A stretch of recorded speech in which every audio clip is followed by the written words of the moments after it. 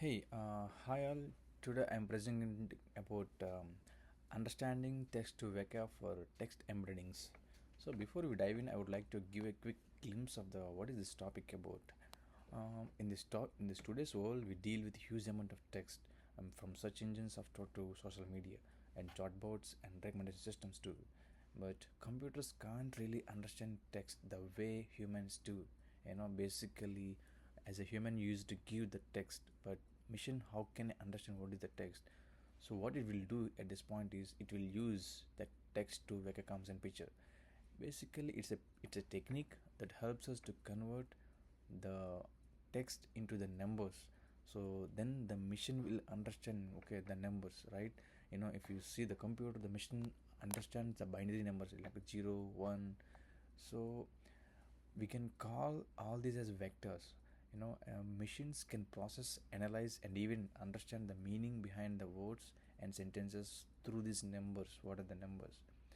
So throughout this presentation, we will explore what the text to vec and how it gonna work and how to deploy it and what kind of different methods we're going to use and its importance in the modern NLP applications. So, okay, what is IR? It's an information retrieval, and it's all about searching, organizing large amount of data, you know, and it basically used in the Google search, YouTube recommendation systems, document ranking, and moreover, it it uses for the vectorization, as I said previously, to understand the machine what you're giving, what you're the user typing, so those it should convert into the vectors, so that this will be helpful in the vectorization and similarity to find the most relevant search results. So what is text to vec? you know uh, Here it stands for the text to vector. Text to vector means text to vector.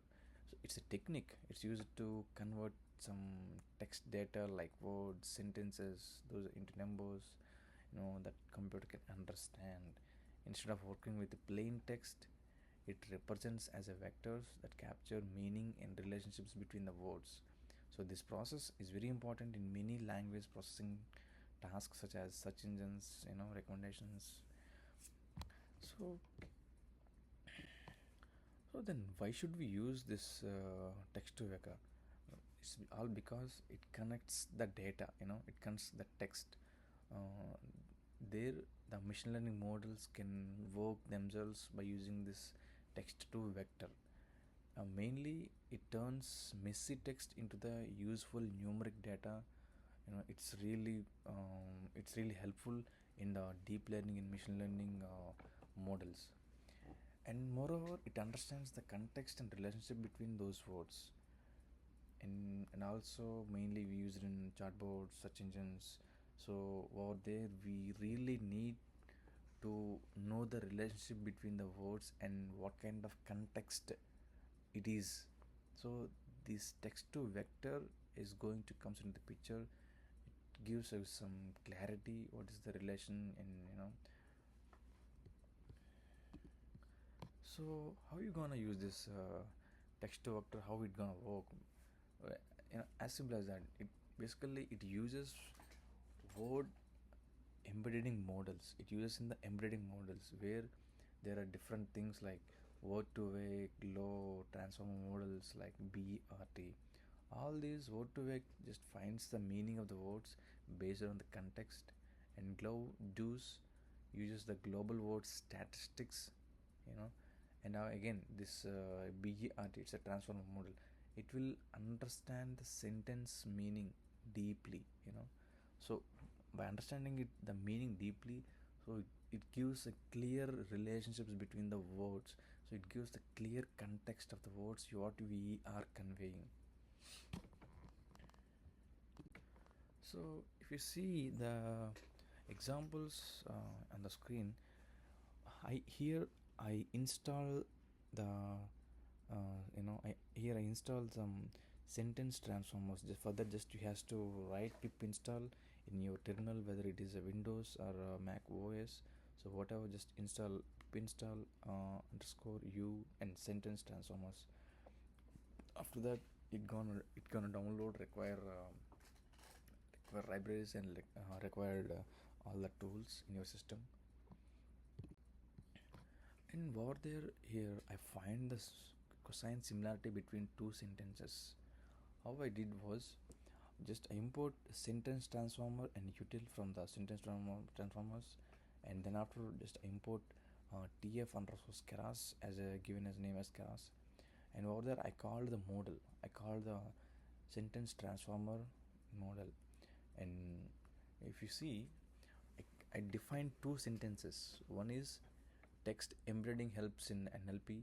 NLP benefits from text vectorization. So these two are two different sentences. What I'm gonna do is I gonna find the similarities between these two sentences. First you has to convert those text into embeddings, like convert into the vectors. Then after you has to call the util.pytorch of cosine sim, of for the first one embedding and second one embedding two. you know then you just call this simulate.item. If you see in the console, the bottom of the output, you find you got the value as a 0.63%.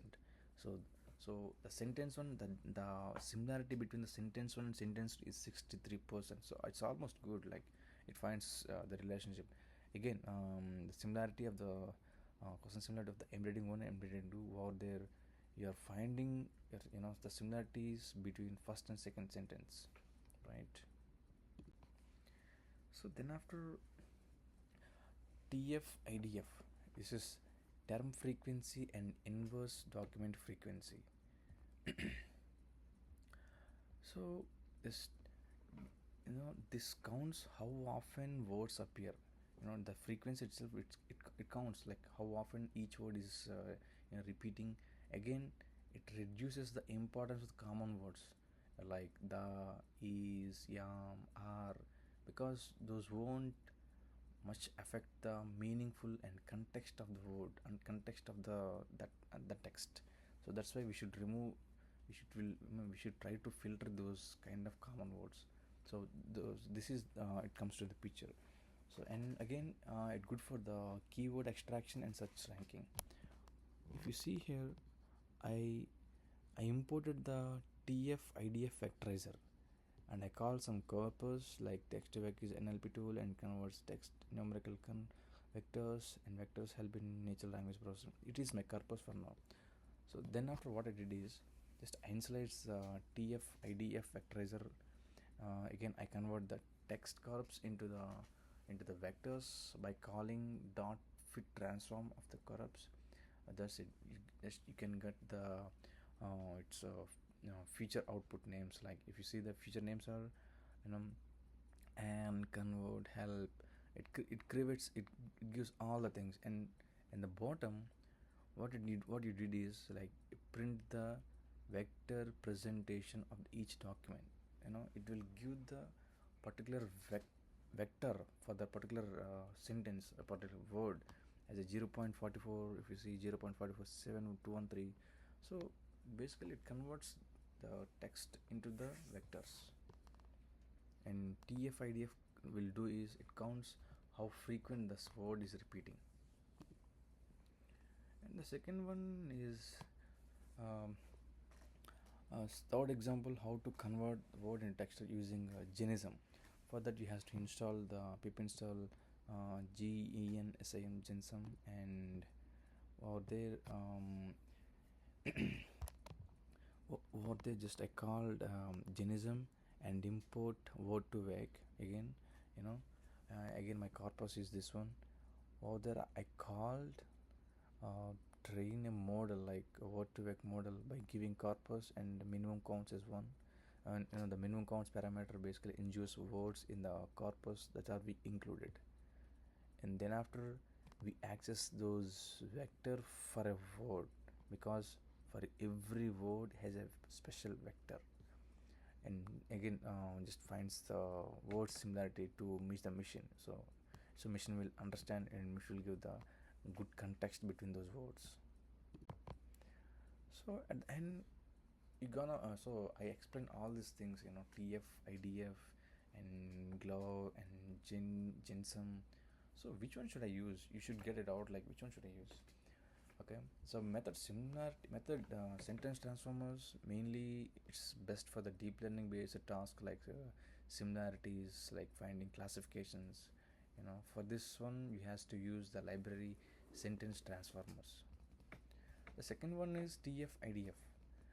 Again, this mainly used in simple key-based search tasks, and it's very best classic NLP tasks for the keyword extraction and search ranking.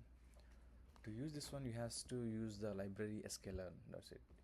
And the last one is Word2Vec. It's really best for the whenever you want to create a word meaning and relationships user. Whenever you want to know the relationship between the words, just go for the Word2Vec. To use this one, you has to import this Genism, and it's best for the word embeddings, semantic meanings of words. So at the end, again, mainly this helps this text to vector, this text to vec meaning itself, text to vector helps the machines understand the text better by covering it to the numbers, by converting it to the numbers.